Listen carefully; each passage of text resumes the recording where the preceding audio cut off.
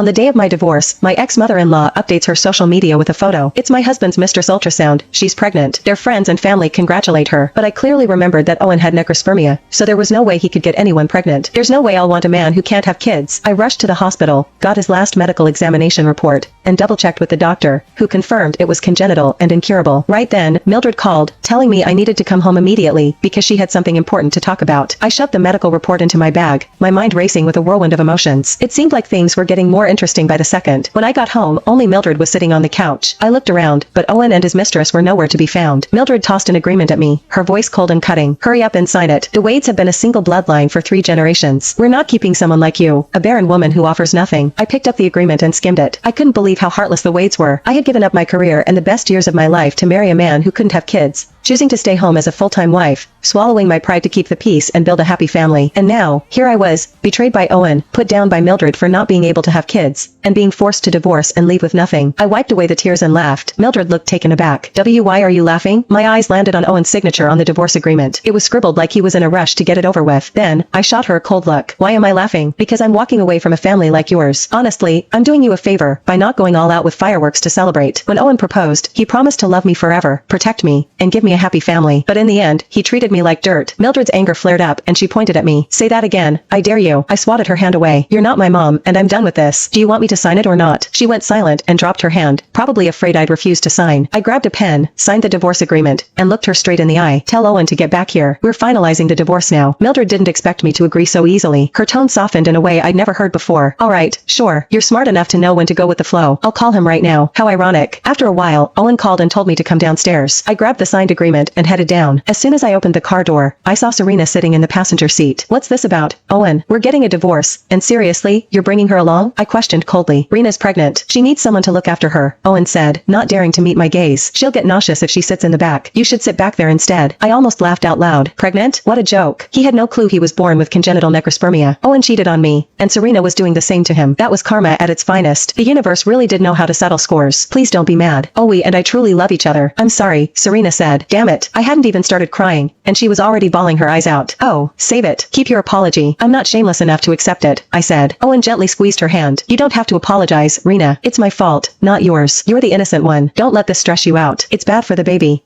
Were they seriously putting on some tragic love story act before me? How far along are you? Are you sure it's Owen's? I taunted. Serena froze for a second. Oh, of course, it's always. Just because you can't have a baby doesn't mean you can question mine. Owen frowned, glaring at me through the rearview mirror. You've struggled to get pregnant, Paige, and Mom's been desperate for a grandchild. If you're mad, take it out on me, not Rena. How could he be so shameless? He cheated on me and still tried to make me the bad guy.